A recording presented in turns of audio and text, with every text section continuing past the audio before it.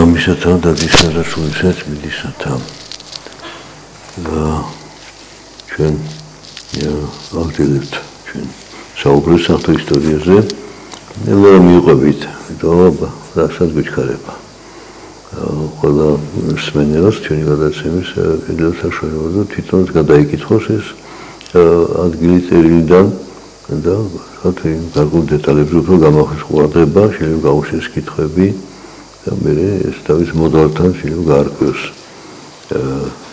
ესა თუ ის ადგილი როგორ განემართებოდა და რას ნიშნავს. იგი ჩვენ შევეხეს ამ ისტორიის მომენტს, როდესაც იაკობი დაგვიძდა ლაბანის სახლში და ნუ და ცუდად მოყვანა რაქელის, მაგრამ რადგან ლია იყო უფროსი და ჯერ მიათხოვეს ლია ეს შვიდიწელი იხვათა იშრომა თავისი სიმამრისად ლაბანის სახლში და შემდეგ შვიდიწელი კიდე ითხოვა რომ იხვათა და ემსახურა რომ ცუდად მოიყვანა მისი ლიას და რაქელი, რომელიც მას შეუყვარდა მისი გარეგნობის გამო. და როცა ძალიან ცივი საინტერესო და დინამიურია ეს ურთიერთობა ორი ცოლი მაშინ დაშვებული იყო გარკვეულ ფარგლებში და გარკვეულ შემთხვევაში და მათ კიდევ თავისი ხებლები ყავდათ ლიასაც და რაქელსაც. ემსახურებდნენ მას იმ ქალბატონებს ეხმარებოდნენ საოჯახო საქმეებში ცხადია ეხმარებოდნენ, მაგრამ ჩვენ ხედავთ აი ეს უცნაურ ესეთ მოვლენას. ემსახურებდნენ ადგილი ჰქონდა და იმ დროინდელ საზოგადოებაში დაშვებულიც იყო. რომ თუ მანდილოსას შვილი არ ეძლებოდა მის ქმარს, ანუ ბატონს თავადს არ მიჩნდებოდა, უფლება ჰქონდა რომ მემკვიდრე ყოლა და რომ შვილი ეყოლა ამ თავისი მეუღლის ხევლისგან, ხოლო მეუღლის თანხმობით. ჩვენ გახსოვს უკვე ამაზე ვისაუბრეთ ადრე, რომ აბრამს და სარას შვილი არ ეძლებოდა და სარა თვითონ შესთავაზა რომ არ დარჩე შენ მემკვიდრის გარეშე ჩემი ხევლისგან აგარისგან ყავდეს შვილი, მაგრამ მე უფალმა სარასაც მისცა შვილების ძალა, მადლი, როდესაც ამოწეული იყო შესაძლებლობა ადამიანისათვის, ანუ კაცისთვის შეუძლებელი ღმერთმა აღასრულა. და იგი მეორდება იაკობის ოჯახში. ლიამ უშვა იაკობს და პირველი შვილი თავის რუბენი და შემდეგ სხვა შვილებიც მოყვა ეს არის რუბენი, სიმეონი, ლევი, იუდა, ასე ჩამოთვლით ამ სახელებს, რომელიც ეყოლა იაკობს ლიასგან. და ეს შვილიერება ღირსებად იყო აღიარებული მანდილოსის, გათხოვილი მანდილოსისა. რომ იგი ეს მადლი და ძალა ღვთისაგან იძლევა მას და ის კურთხეულია თავისი შვილიერებით და რომ ოჯახს შეძინა მემკვიდრენი და გაამრავლა ოჯახის ძლიერება თავისი შვილებით. და ამ დროის მანძილზე რაქელი რჩება უშვილო. მას ასხოთ თქოს არ ეძლევა შვილის შვილიერების და ეს იცლებოდა დაუმცირებლად. დროს სამწუხაროდ სოციალურ საპირისპირო შეიცვალა. თან ტექნოლოგიები ადვილია.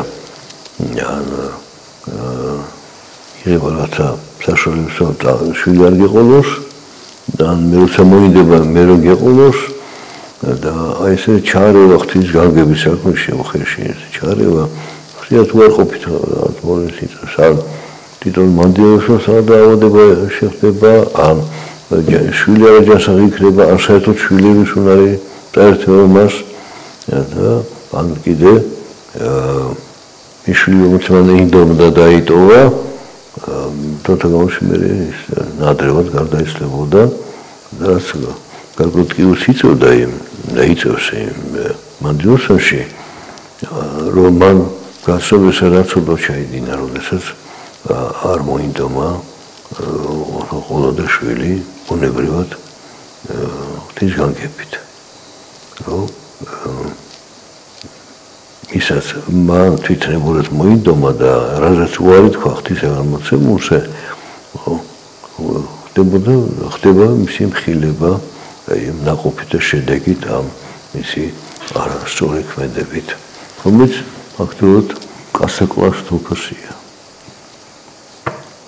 და ის სპობს შესაძლებლობს ახალი ცხოვრების დაწყების და გაჩენის და აი გადის დრო და რაკუშვილი არ იძლევა მაშინ რაკემა მიმართავ მოეხებს რაც ჩვენ ვქეთ აი საროს შემთხვევაში და აი აქ რომ შესთავაზა იაკობს თავის ქმარს რომ ჩემი ხელისგან გეყოლოს შვილი და უთხრა აქ რომ იაკობს აჰა ჩემი მხევალი ბალა შედი მასთან და შობს ჩემს მუხლებსა და შვილიერი გავხდები მეც მისგანო ანუ იცლებოდა რომ რადგან მისი ნებით ხდება დაბადება კი იმ ხელისგან მაგრამ მისი თახოვი და მის წინაშე ხდება ის თანამონაწილე ხდება მშობიარობის პროცესის ამდენად ეს მისი შვილი არის ნუ ჩვენ დღეს კარგად ვიცით რომ ეს გავრცელებული უკვე სესი სულ დედის აღვანის ან ხელოვნური განაყოფიერების და შემდეგ ეს ღვთის განგების წინააღმდეგ მოქმედება არის. ეხლა დაიწყებ ამ ყველაფერს შეფასებას ეს შორს აგვიყვანს ჩვენ ამ ტექსტიდან, მაგრამ ისეთ დღეს ნორმად უკვე შეიძლება ჩაითვალოს იმ დროში წარმოუდგენელი იყო. უდესოდათ თლებოდა და პირიქით ისაც დაშვებული იყო დღეს მიაჩნიათ უზნეობად. ანუ საკუთარი შვილის თავის სიახში მოკლა ნორმად არის და ისო ქმარმა რადგან შენგან შვილი არ ეყავს მაგრამ უცხო ქალი არ და ყოფილიყო. ის ოჯახის წევრი იყო, ის ხევალი ოჯახის წევრი იყო. ამიტომ ახალდაბადებული ისე რჩებოდა დედაკაცის ხელში, ხევის ხელში, რომ ჯოთიშვა და რომელსაც ბუნებრივი ეს ფიზიოლოგიურ დედასავით იყო ახმული, რომ მის წიაღში ჩაისახა, იცდებოდა, ესმოდა მისი ხმა, მისი ხასიათი და გამოვლენა და გარკვეულად მისი გულისცემა, სულ თქვა და ეს შეამჩნევა. დღეს როდესაც ლაპარაკი სულობად დედებს, ხო, ეს არის ტრაგედია ახალშობილისთვის, რომ ის იზრდება იმ ქალის თიახში, რომელიც მიაჩნია თავის დედად, რომლის ხმაც ესმის გულისცემა, სული მისი ხასიათი, ემოციები და ისახებმაში და დაბადებისთანავე ის გადასცემენ სხვა სოჭმისის უცხოა. კი, შეიძლება გენეტიკურად კი დედა მისი, მაგრამ ურთიერთობით ანა და ჩვენ ვერ გავიგებთ ამ ახალ დაბადებულის, რომელიც ვერ მეტყველს და ასე აზრობრივად გამოხდავს თავის განსაზღვრებას, მხოლოდ შეიძლება ტირის ან ავტოფობას იწყებს, სადაც რადგან ის მოწყვეტეს იმ გარემოს, რომელშიც ის მანამდე იზრდებოდა დაბადებამდე. მშობლიურ წიაღს მოწყვეტეს. ეს არის მისთვის დაგედი, რომ აი ეს ნაცნობი ხმა აღარ ესმის და არც აი მე ახლობლობა და მიზიდულობა აი მისგან აღარ აქვს. და შესაძლოა უკვე ის უცხო გარემოში, უცხო პირად განიცდის თავის თავს. ეს ტრაგედია, რომელსაც გვიან გაიგებენ და მოიმკიან ამ ნაყოფს. ეს ადამიანები, ვინც ამ გზით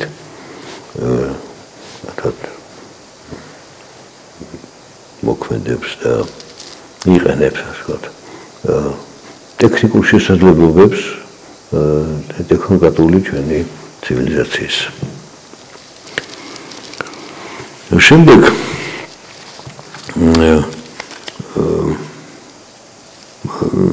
ეს პირველი შვილი რო ეყოლა ბალას, ხო, რაკომ უტოდა მოსახელი დანი. დანზე ჩვენ ცალკე გვექნება საუბარი კიდე. და შემდეგ ისე უსანდიღო ბალამ და შუა მეორე ძე იაკობს უშვა და ისე გაიხარა რაქელმა ამით და უთხრა სახელი მის ნეფთალემ.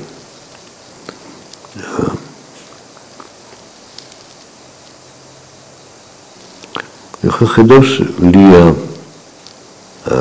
რომ მას 4 შვილი იყო და შეუჩერდა შვილიერება, არ იძლეოდა. და მარაც იგი ხელს მიმართა ეხლა რომ არ ჩამორჩეს, თუმცა მან უკვე 4 შვილი ყავს და საკუთარი შვილი და რაქოს ხოლმე 2 და ისიც თავის ხელისგან. ხთამისა, მაინც ეს შეჯიბრი გრძელდება. დაპირისპირება და შეჯიბრია. ერთ ოჯახში რთული მოვლენა არის. და ნატო იგი რაც მეტი შვილი შეუძლია მას აჩუქოს თავის ქმარს, მით უფრო მეტად ქმარს ეყვარება. ხო, ასეთ შევადაროთ, რომ შეიძლება ლამაზი რაცა ადგილმდებარე ქონდეს, რაცა მიწის ნაკვეთს, მაგრამ ნაყოფი ვერ მისცეს და იყოს და დეკორატიული დანიშნულება ქონდეს და არის პირიქით ხდება მე არაფიციალურად არ გამოირჩევა ის ნაკვეთი, რომელსაც მოღვაწეობს კაცი და მაგრამ უხნაყოფს იძლევა და ცხადია ის უფრო შეუყვარდება, რომ მისი შრომა დაფასებულია, მისი იმედი დასაფასებულია, მისი მომავალი, მის ოჯახის თავმომავლობა გარანტირებული არის და ამდენად უფრო არათუგავს თავს ეს ადამიანი. რაც განსხვავდება ეს დღევანდელი დამოკიდებულების. ფოტო მართლა ესეთი მარტ მორწმუნე ოჯახებში ხდება დღეს მრავალი შვილის მიღება და სურვილი და თანხმობა, რომ ხავდეს მრავალი შვილი. შემდეგ ხედავთ რომ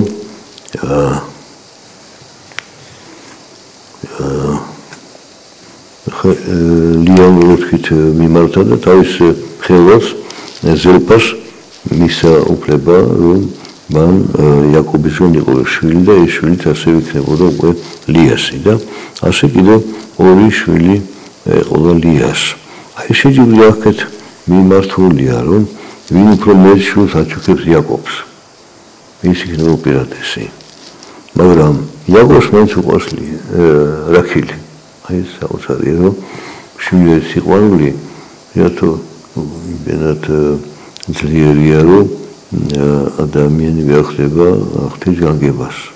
მაგრამ თავისი ძალის ხმევით მაინც აღწევს იმას რომ ღვთის ნების განგების შემსრულებელი ხდება შემდგომში. და ლიას შვილმა, უფროსმა შვილმა რუბენმა იპონახა მინდორში ველად ცესტი ნაყოფი არის უდაბნოში ხო რომელიც ხელშეწყობს შვილიერებას და ცხადია რომ დედას მომტანდა ისეთ განიცდიდა რომ აღარ ეძლეოდა შვილები რომ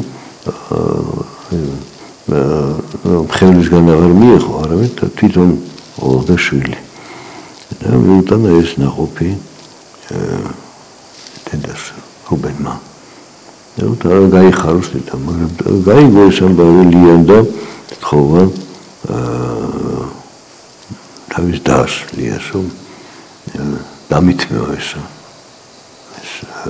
ნაყოფი ეს ხო მანდრაგორის ასეთ ლოგი ვარს უწოდებს კიდე მას უდაბნოს ეს ვაშლი მიგებ მე მომეცეს შვილიერების უნარი აღმიდგა სოფალმა აი ამ საშუალებით ამ მანდრაგორის და პასუხობ ლიადოს მაშინ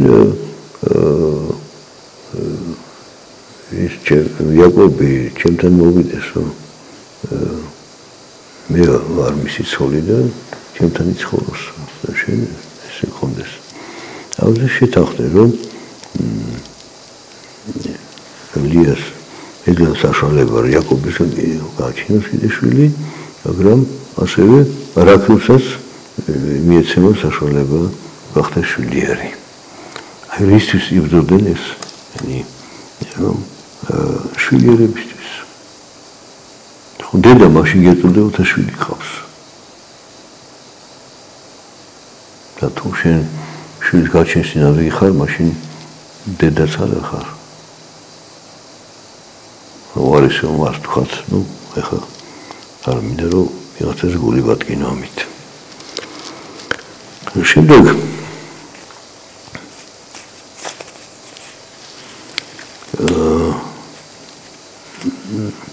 ლია მისცა ეს მანდაგორი აუთო რაკებს თუმცა ხარო აი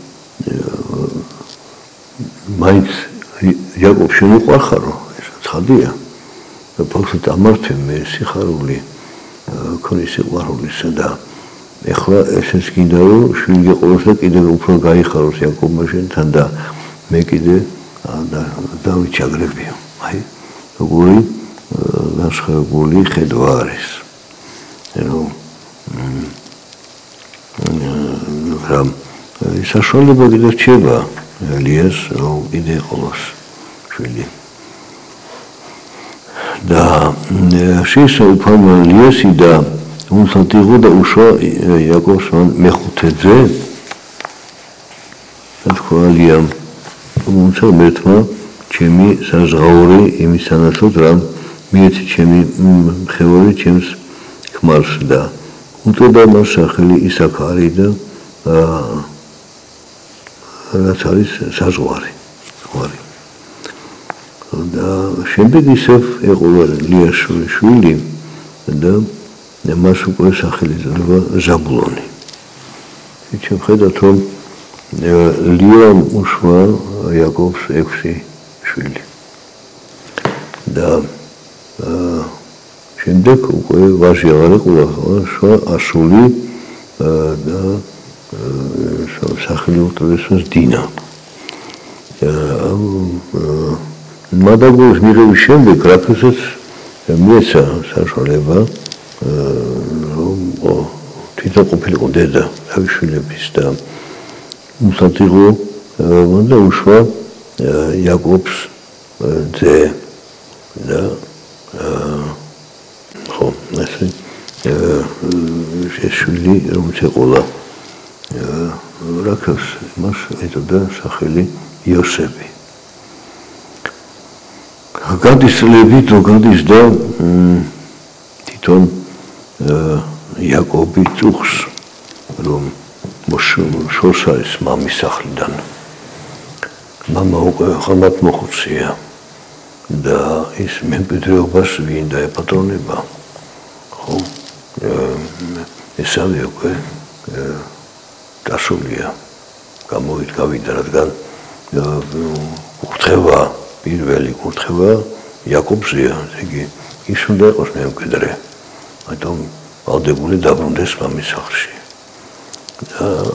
იწყებს ამ მოლაპარაკებას ლაბანთან, რომ ლაბანი გაუშვეს, რომ მე ხო 7 წელი ელიასის გემსახურე, 7 წელი რაქილისის გემსახურე და შემდეგ კიდე 7 წელი უკვე ჩემთვის მინდა რომ გემსახურო, რომ რაღაცა ქონება გამოჩნდეს მე, როცა გამოგეყოფი შენ.